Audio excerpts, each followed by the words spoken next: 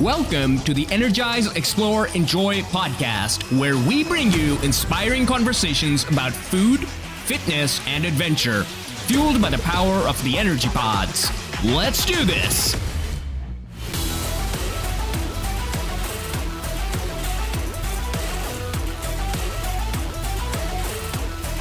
Get ready to be inspired, ladies and gentlemen. Our podcast on today's Energize, Explore, Enjoy podcast is Ian Devereux, Vintner and wine director for Modern Luxury's San Francisco magazine.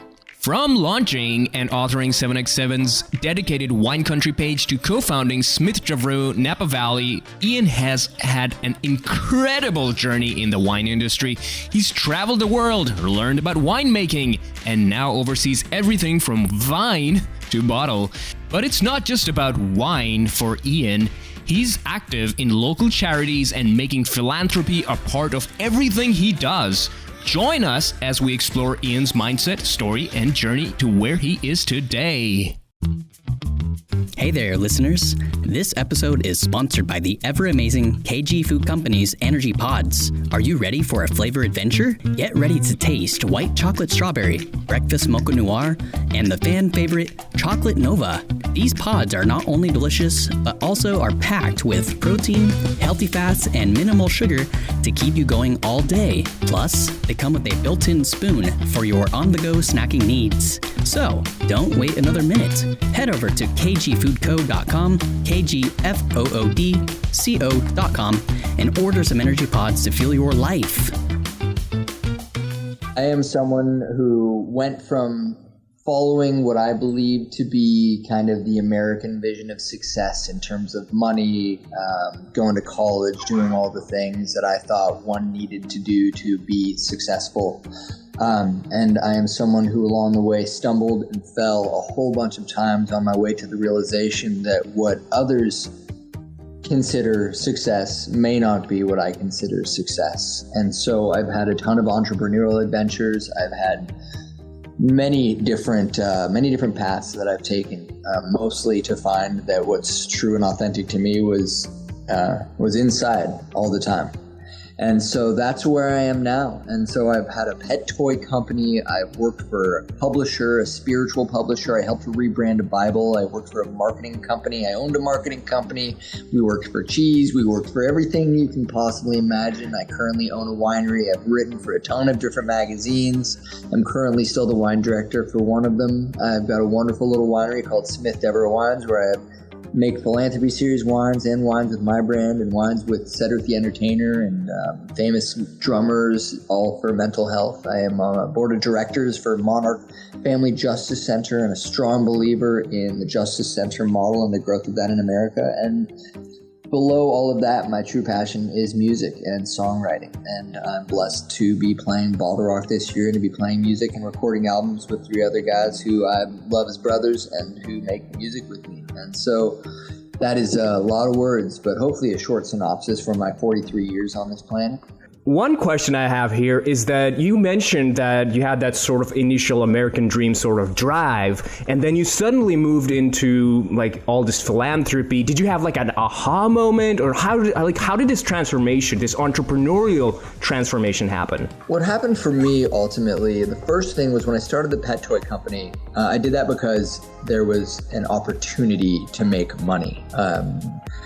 I saw that the pet sales channel was just exploding. People were starting to spend so much money on pets. And so I saw an opportunity to get involved. And so I made 28-inch puppets designed for interactive play and training with dogs. Got them to the SPCA, started to do all these different things in magazines. My whole life was pets and pet toys. And I realized that while I love pets and I love people, I do not love people who love pets more than people.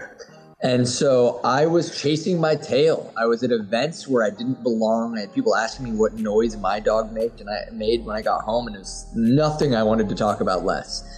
And so that was the first time I realized, wow, I followed the money instead of my passion, and this has led me to a place of unhappiness. But it didn't sink in.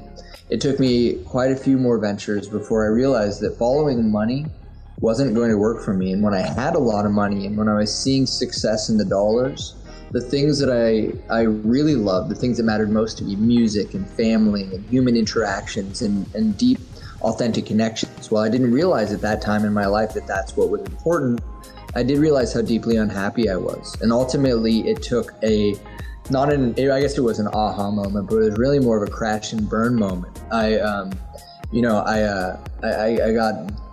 had too much to drink, and I got in my car and started driving, and I got pulled over and given a DUI. And best day of my life, man. It brought me to this realization in so many ways that my path had gone askew and that I was really lost. And so much of that came from this drive towards a vision of success that was not my own. I had grown very far from my own true north. What was one really sort of big obstacle in this journey, like a hurdle that really troubled you for a while and you had to work really hard to get over, and how did you overcome it? Social. I thought that in order to be happy, I had to be really social. I thought that in order to be successful, I had to be really social. I thought that the number of people I knew and the number of people who liked or loved or regarded me in positive ways, from business to whatever that may be, I thought that that was what would help me be successful. And I also learned in that process that it was what I was filling myself up with. I was externalizing all of these things. All of my potential joy and potential success were all based on other people. And so the biggest hurdle for me was letting go of all of that and trying to find success, my definition of success, and find happiness within. And so the transition from being social and all the time and being the life of the party and being the center of the party and running around and defining myself based on relationships to cutting those ties where necessary or reducing those relationships and looking inward. It was the biggest hurdle probably in my life. I'd spent most of my life defining myself based on how others felt about me and defining success in that same way. And so it was overcoming that deep inner need to be loved and the idea that it was being loved and all of those social relationships that would lead me to success. Was authenticity something very hard to find in business? How would you go about it? How would you form meaningful connections during this entire period of time? Well, during that time, for me, meaningful connections were who was I partying with? And by partying, I don't mean getting crazy necessarily. I mean, just who was I out? Who was I shaking hands with? Whose eyes lit up when I walked into a room? Who gave me hugs? Who called me brother? All these other things, like when I was out moving and shaking, all of those things, like that was that, right? It was on fire. It was hot. Everywhere I went, things were jiving. People were like, bring out your guitar. Let's rock and roll. What's Ian doing? My phone's blowing up. I had more commitments than I knew what to do. It was rock and roll, man. Things were moving fast. And so it was really interesting to transition away from that rock and roll status to a slower, more authentic or genuine sense of doing business. So rather than how many people love my brand, how many places carry my brand, how many states are my brand in, how many distributors are carrying my product, to how well do I know the human beings that are carrying my product? How well do I know their customers? How well do I know the stories of the people who are opening these bottles of wine?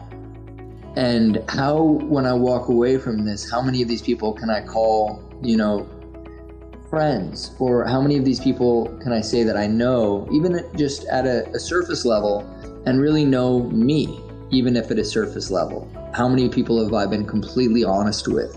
How many people have I been myself with? And how many of them have I just projected a self that I want others to see? And so, that was an awesome transition for me internally to take a step back and start focusing on authentic, genuine relationships that were qualifiable instead of quantifiable. During this entire journey, I'll give an example. When I started business, for me, working out at the gym, lifting some iron, that brought me salvation. It was like a recuperation thing. It was an anchor in life. So throughout your journey, what were some of the big anchors that kept you up when you were feeling down, and why were they so effective? Well, not all of them were effective. I was down a lot of the time. I've spent a life of big highs and really high highs and really low lows, at least until probably the last few years. But like you, going to the gym, fitness and health have always been an anchor for me.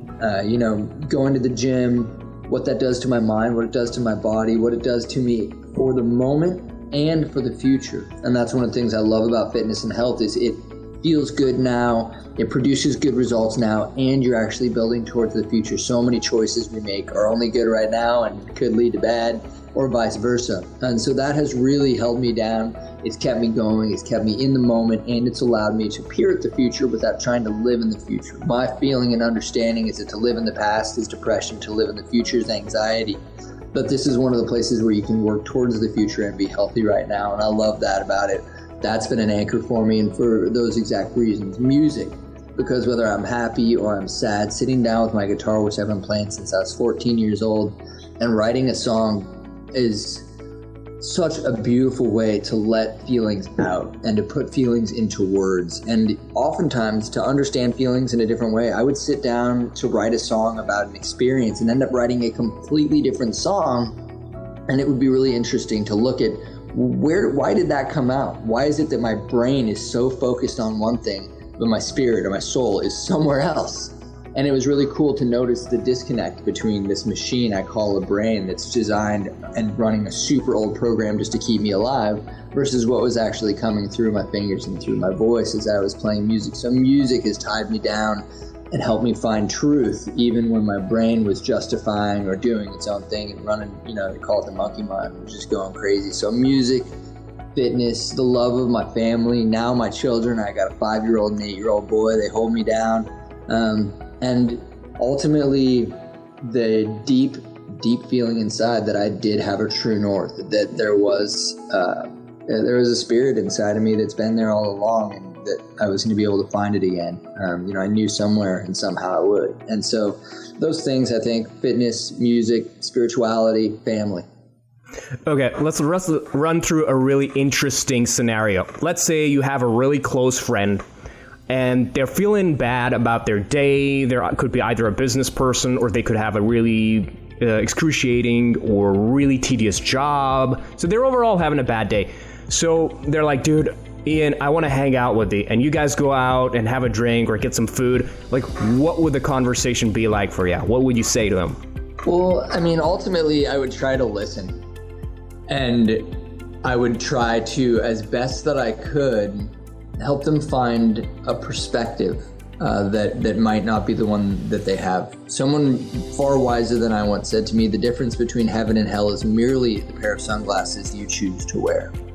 And so if somebody was having a bad day, I would try to, in a different way than I do to my kids, help them see it from a different perspective, help share my experiences, as relevant or irrelevant as they may be, so that they might see that they're not alone. I don't pretend to have answers for anybody, but I do have a lot of experience. And my hope is that in sharing that experience to the experience of others, they might feel less alone, and they might be able to learn something from them. But the one thing that I always lean on and tell my kids is the good things, the wonderful things, the sweet things, the successes, and I mean success by the definition you choose as success. Those are worth a wink and the tip of the cap. But it's the things that hurt. It's the sad things. It's the hard things, the things that knock the wind out of us and knock us down.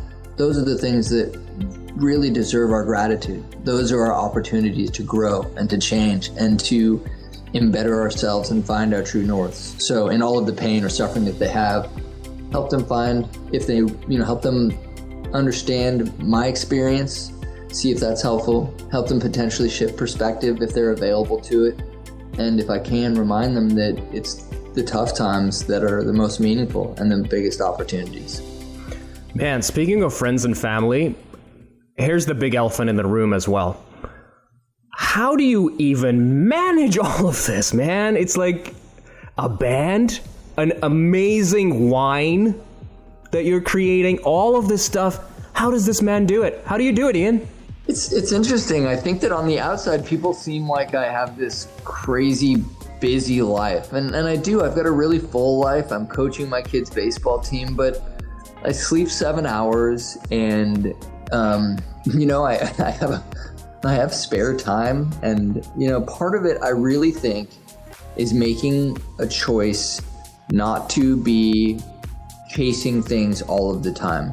There's a saying, religious or not, let's define God for this perspective, for this purpose, as the great outdoors, or just whatever it is. But the saying goes, let go and let God. And what I believe that to mean for me is letting go of the chase.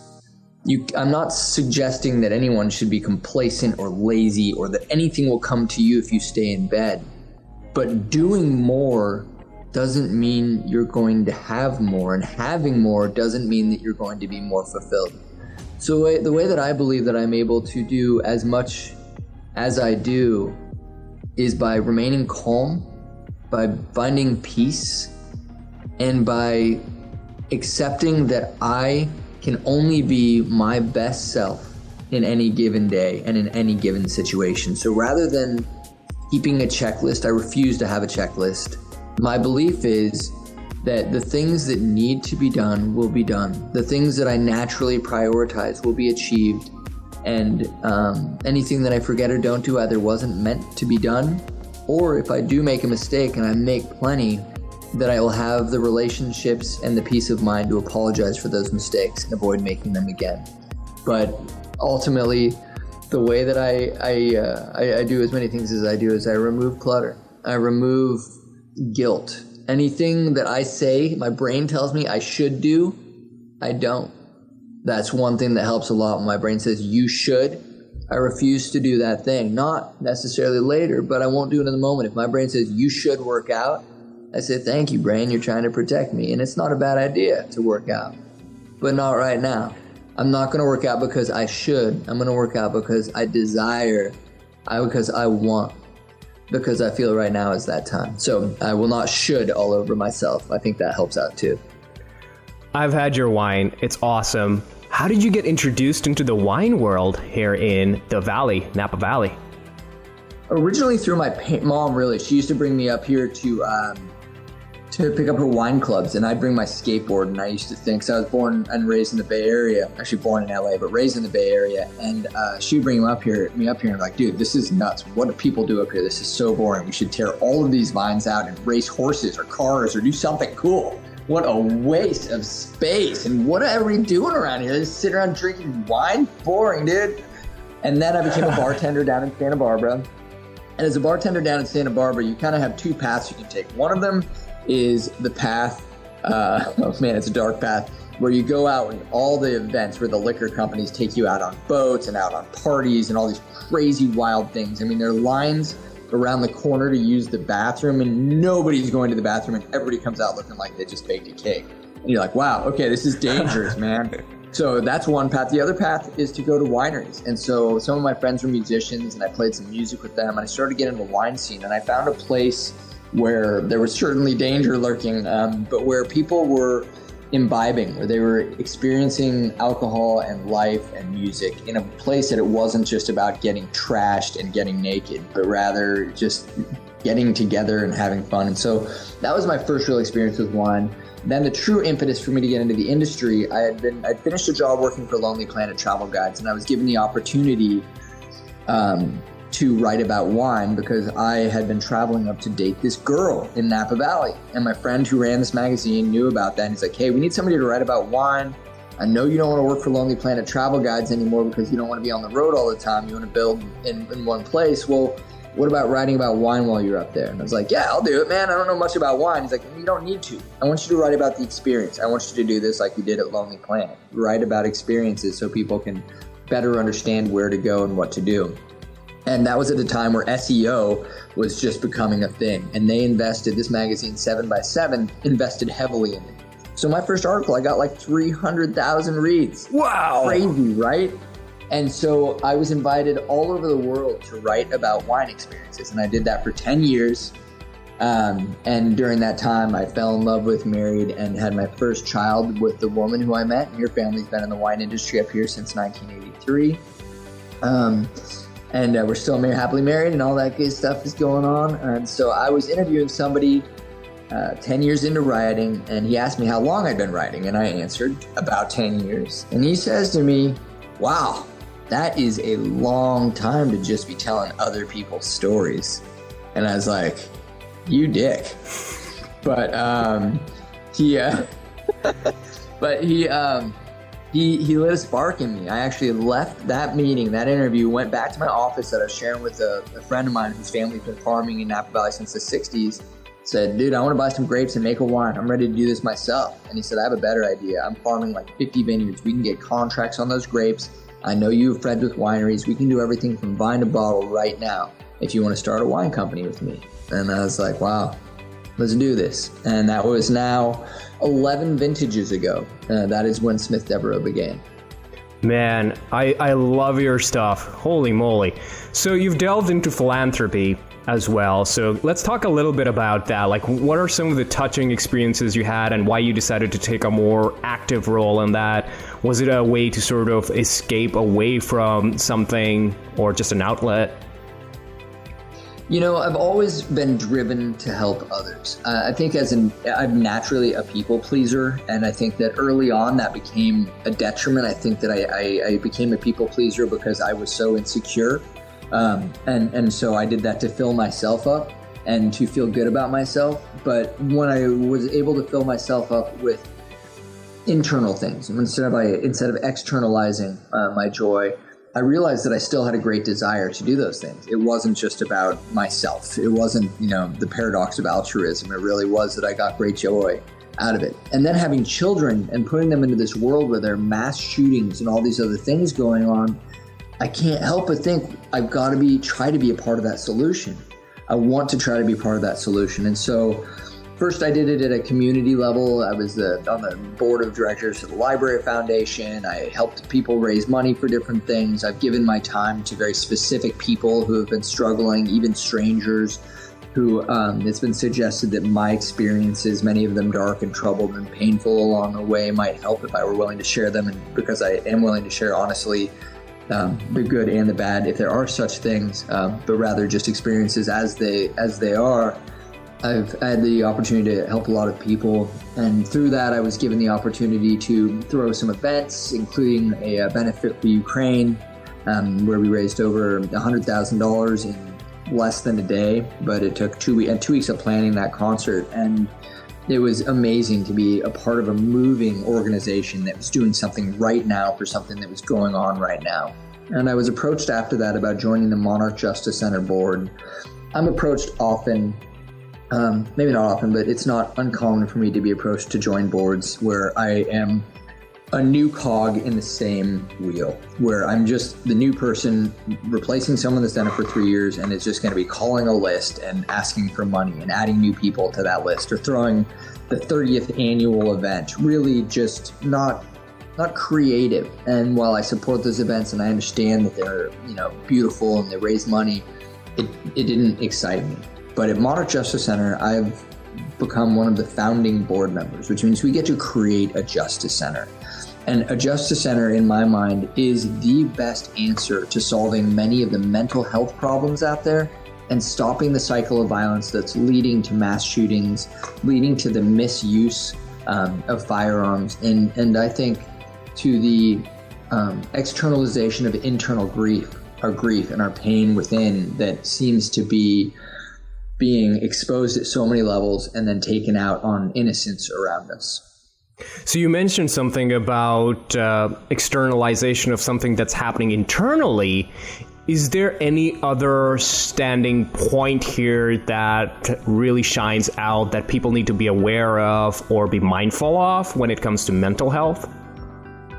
I think absolutely. I think most of us think that that what we're going through is on the inside, and people are amazing at hiding things. It's true. We all have our demons, but the reality is that those demons are festering, that those demons are growing, that those demons are going to ultimately, in almost every case, expose themselves. And how they're going to do that is often and sadly by attacking those that we love and attacking those who are closest to us. And we are going to be angry with them, and we're going to be hateful, and we're going to be resentful, and we're going to be jealous. And the reality is that person isn't even in the room. We're simply projecting our inner pain and our inner insecurities onto another person. And so I believe that mental health begins with an understanding that these things are inside of us, and it's not anybody else's job out there to fix you or to change or to treat you differently or to choose an identity or label, but rather for us to look within and say, this hurts. I acknowledge this hurts. And in many cases, I acknowledge that I don't know how to fix this myself. But unless we realize in advance that we're going to hurt others because we're allowing that hurt to live within us, then we don't have that reason to solve it. We think that we can do it ourselves. We think we can do it alone. Time is showing, evidence is showing, mass shootings are showing that it's simply not true. And we see physical doctors every time we stub our toe. And yet there's a stigma about seeing a brain doctor that says, is there something that I can solve this myself? It's just, for me, it's almost uncanny that if we have a pain, if our brain tells us we have a pain, like a hurt finger or anything, we go to the doctor. Most of us do. We do that.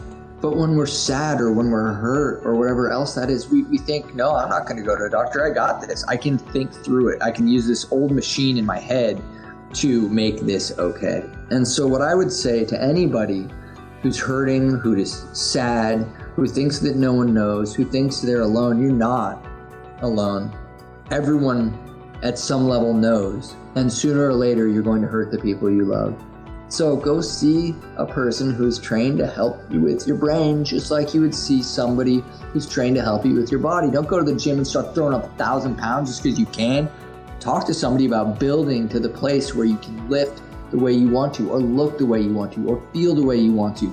Don't make guesses, and don't go on YouTube and listen to some teenager telling you what they do. Talk to somebody. Talk to somebody who knows. Talk to somebody with experience. Don't reinvent the wheel. And don't just assume that because you live on this planet, you know what's best for it or for any of the people, including yourself, on here. Wow, man, that's powerful. That's whatever you said. It just resonates so well with what's happening in our world at this point, especially with the rise of the social media stuff and just a lot of stuff going on here. If I were in a position where, or I just moved to a new city, for example, or I wanted to take a more active role in sort of following your lead, like if I want to be like you in certain ways, where I want to give back to the world, what are some things I can do? You know, the first thing to do is really identify what you're passionate about. You know, I think that step one is to look inward. I think that's often true no matter what the situation is. And if you look inward and find something that excites you, something that you love, even in an adjacency, you know, it doesn't have to be like, wow, I love children, therefore I'm going to go help out with children, or I'm involved in our community, I'm going to go clean up a park. It can be whatever it is. I love music. And if you love music and you love children, well, benefit concert. I'd be really interesting to look up. I now live in Napa Valley. I'm going to go on my computer. I'm going to look up benefit concert Napa Valley. See if there has been one, and then find out who threw it. Was it Qantas? Is there an organization that threw that? And then reach out and say, I'm new here and I'm interested in helping. And right off the bat, you're going to find like-minded individuals. You're going to find people who are supporting the community or at least share passions with you.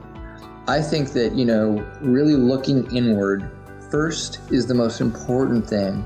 And then taking that and very simply reaching out to others that are on that path. You know, what's amazing is you never know where you're going to make friends. You never know what is going to find you.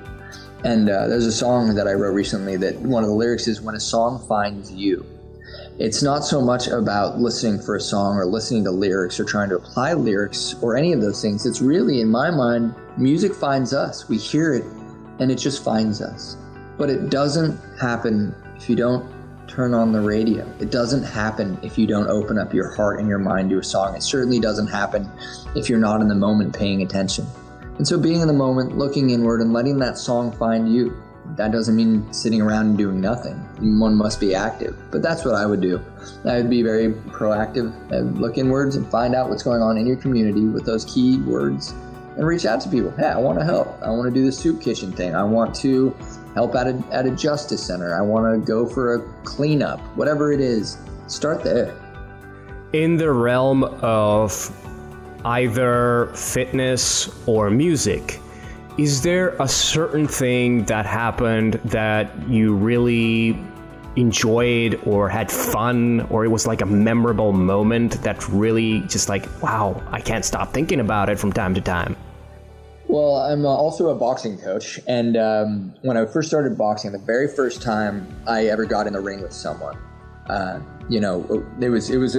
was a very successful outing, followed by many unsuccessful outings, depending again how you define success. And I'm actually glad that I spoke that way, because in that moment I defined success by winning and losing, whereas I actually learned nothing when I won and everything when I lost. So again, back to perspective.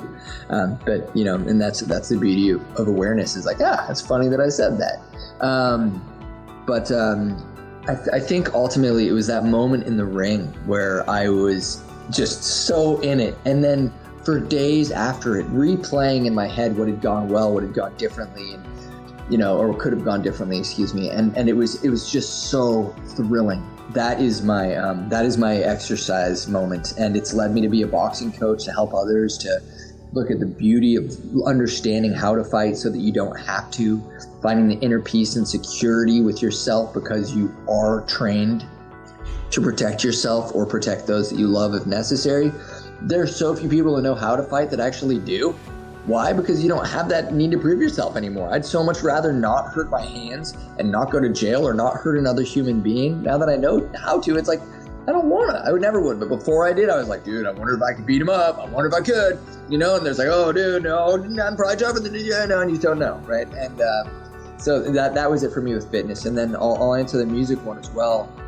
And I started playing music with a friend of mine. We started playing at a camp out, and it was really cool and fun and sort of a lot of drinking. But then we started playing every day. He was going through a really tough time in his life. I'm sorry, not every day, but at least twice a week at noon.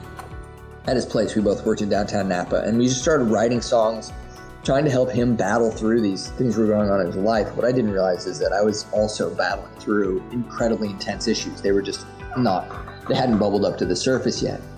And we ended up with the opportunity to play a gig at a sandwich shop, a grilled cheese shop called Melted in the back. And it was kind of this silly thing. We had to come up with a band name, and we had no desire to become a band or really do any of that. We just loved playing music. I hadn't been in a band for a number of years, although I've been in many in my life. It wasn't something that was going on actively.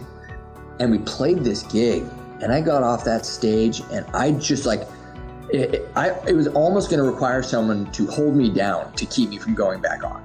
I was like, I want to keep playing music. I want to be up there. I want to see people dancing. I want to see people singing. And it's interesting is that was one of the things that, yet again, it really was about externalizing joy. I wasn't enjoying playing music at that time. I was enjoying people loving me playing music.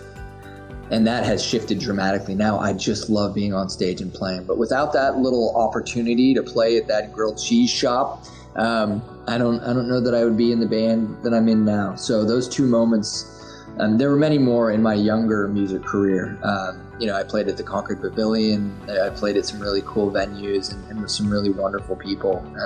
But it was that moment that launched me into my current space. So speaking of memorable moments and people around us, one of the questions I have right now is, were there any inspirational figures or people around in your life that really helped you move forward in life or influenced you in a certain way? My dad and my family, and I've definitely had friends who have helped out musically. Books have definitely been a huge part of that, anywhere from kind of self-helpy spiritual books like Untethered Soul. If you haven't read Untethered Soul, read it right away. If you haven't read A New Earth by Eckhart Tolle, read that right away. I would recommend books like The Fountainhead that can give you a look at the way that success is structured and how different people find success. And so I read, the Bhagavad Gita, different religions. Understanding religion is so important because more land is owned by religions, more people have died, more lies have been told, more justifications for horrific actions have been committed, not because of religion by any means, but in the name of religion. Corruption of this beautiful idea of faith, getting to know the different faiths and understanding what's truly at the core, the beauty and the history for me. So people like Gandhi, both in his incredibly flawed life, but also in the beauty that he gave. People like the Buddha, Siddhartha, who, completely abandoned his entire family. Sweet, dude. Leave your kids and wife and go find a That sounds like that great, dude. But at the same time, also an incredible leader. So not ever looking for, perfection or necessarily even answers in these things, but rather growth. And so there have certainly been human beings, my dad who died when I was young, the way that he lived, my mom, my stepdad, my brother. There's a guy named Jason in my life when I was struggling with alcohol. He was my sponsor, but also my friend, and he helped me get through that. He has been a major influence in my life, in my struggles with substance abuse, which I'm really happy to say at the moment are not a problem and haven't been for quite some time. Jason was a big part of that. A lot of other nameless, faceless human beings, I say faces, but you know what I mean by that, who along the way have taken the time to be kind to me without any expectation of return. And that is one of the biggest gifts I've ever received, is to do things simply because you feel they are right, not because they will lead to an outcome. To be completely non-manipulative. I've decided that for myself, success is a series of things that have nothing to do with money. I consider a day successful if I was honest, kind, loving, generous, grateful, and humble. If I was those 6 things, then in a day, then I'm that day more like the human being that I hope to become as I aged. I was taught those 6 things not because I am them, I embody them, or I read them in a book, but rather because I was shown them by different human beings in my life, that they, for me, in moments, actions, or words, embodied those things. And so it's sort of those nameless human beings that have shown me those kindnesses that have been a true inspiration.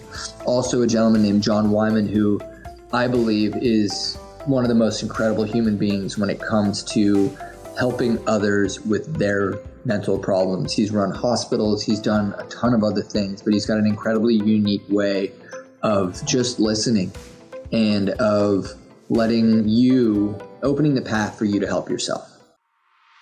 Hey listeners, before we jump back into our fascinating conversation, let's take a moment to appreciate the delicious goodness of KG Food Company's Energy Pods. These delightful pods come in a variety of amazing flavors, like white chocolate strawberry, breakfast mocha noir, and the ever-popular Chocolates Nova. And they're not just tasty, they're also packed with protein, healthy fats, and minimal sugar to keep you fueled throughout the day. Perfect for when you're on the go, these energy pods even come with a built-in spoon for your convenience. So, go ahead and treat yourself to these mouth-watering pods that'll make your taste buds dance. Visit kgfoodco.com, kgfoodco.com to grab your favorite flavors. And now, let's get back to our inspiring guest. Do you have any daily habits by any chance, or do you always prefer to stay in flux and follow intuition often, or something that you sort of have to do or want to do or has been beneficial? I have habits and I have patterns. I'm not a big fan of the word habit. I like the word desire. And I like to believe that I'm making active choices, as much as I possibly can, but I have the habit of waking up early. I have a habit of going to bed early. I have a habit of drinking a lot of water and eating as many vegetables as I possibly can. I have the habit of making sure to be grateful for the challenges in my life and for forgiving myself. That's the biggest one for me that I have to keep ingraining is to treat myself like I would a loved one or a best friend instead of an enemy. I think so often, especially in my past, and I would be surprised to learn that others don't do this as well, we don't treat ourselves like someone we love. We look at other people and we have compassion and kindness, and then we look inward and go, what the fuck is wrong with you, bro? Fix it. Dude, what is wrong with you? How could you do that? And then for a million, this on and on and on, we beat ourselves up with it. Somebody once said to me, like, dude, I feel like I'm carrying a backpack of the bad shit I've done in my life with me, and then every now and then I just like to unzip it and beat the shit out of myself with it. I'm like, yeah, me too. Like, why? I'm ready to take the backpack off and say, I forgive you, Ian, for all the bad things, believing that there is bad, of course, for all the things you've done that have hurt others, for all the things that you've done to hurt yourself. I forgive you for your mistakes. And to your brain that's constantly driving you crazy with all, again, this old programming, like to the voice that's in my head, you know, that's a really old program and it's really nothing to do with me. Thanking it for when it tells me I'm afraid, thanking it for when it tells me to be angry, thanking it for all of the things that I don't want to be, because it's trying to protect me. But then, you know, being mindful. Someone recently asked me what's the difference between being aware and being mindful. And I was like, kind of the same thing. And I said, no, they are actually sequential. Being aware means actually being in a peaceful state where you can be cognizant, where you can engage your cortex, the thinking part of your brain, and be aware of what's actually occurring for what's actually occurring. That is not plastering it or pasting it with all of your past experiences and all of your preconceived notions and then judging it based on that lens. Being aware is being peaceful enough to look at a situation for that situation as best one can. Being mindful is what happens after that. You've become aware of the situation. Being mindful is choosing how you're going to handle that.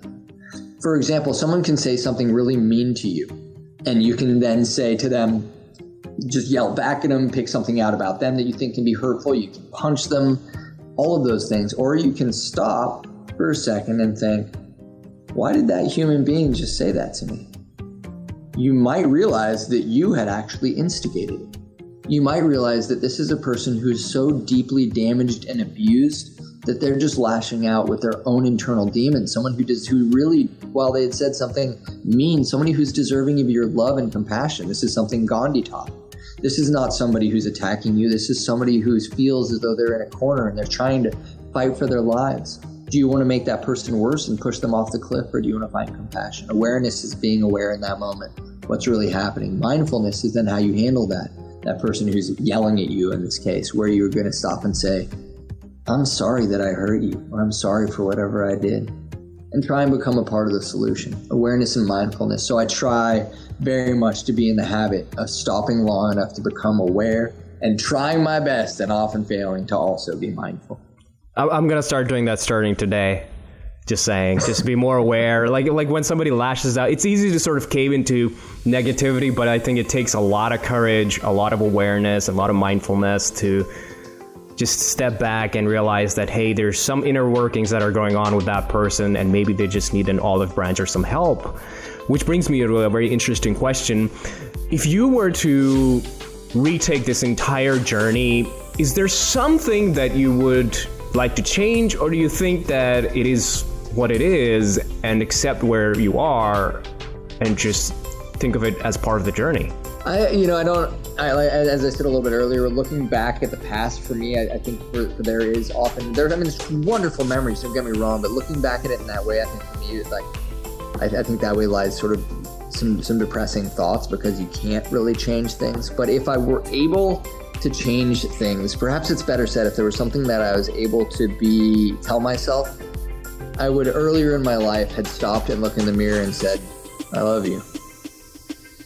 And that, I think, would have been different. I think that if I had found a way to love myself earlier, I think that a lot of the hurt that I brought to others might not have happened.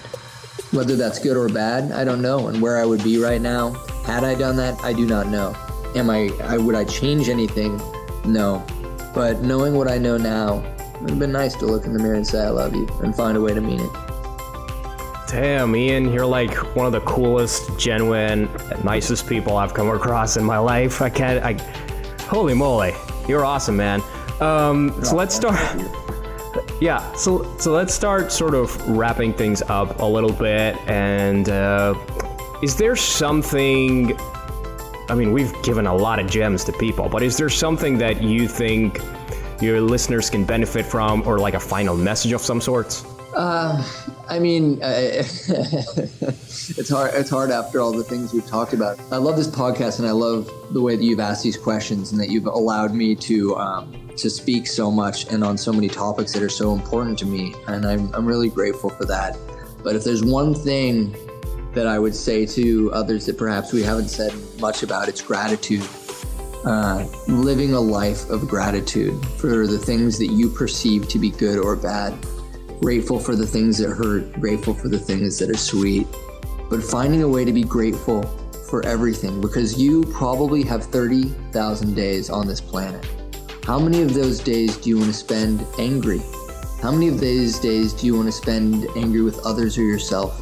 How many of those days do you want to spend wishing for other things, regretting things, anxiously awaiting things? My hope for you is that you spend those days in joy and in gratitude. And that starts with making a choice, because everything in life is a choice. Wow. Wise words, man. Wise words.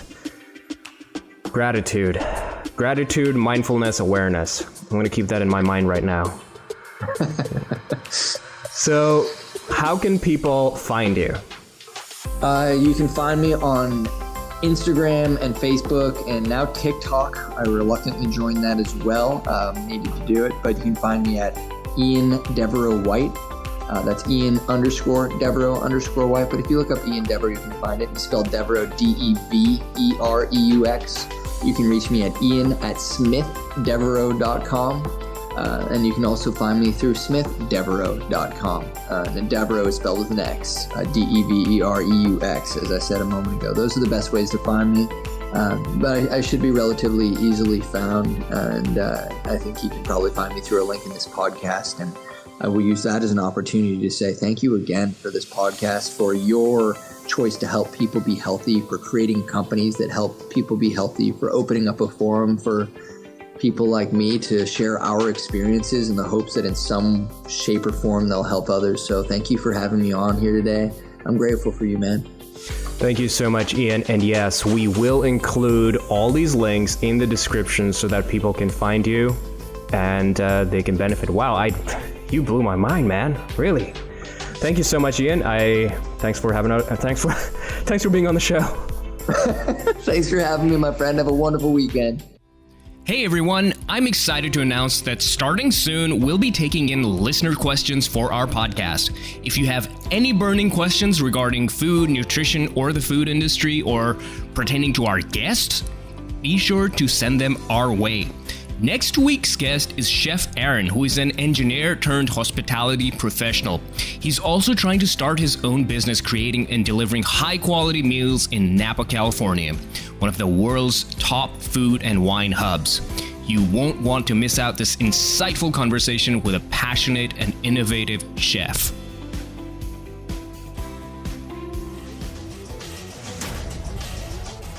Thank you for listening to our podcast. If you enjoyed today's episode, please rate, review, and subscribe to our Energize, Explore, Enjoy podcast on your favorite podcasting platform. See you next week.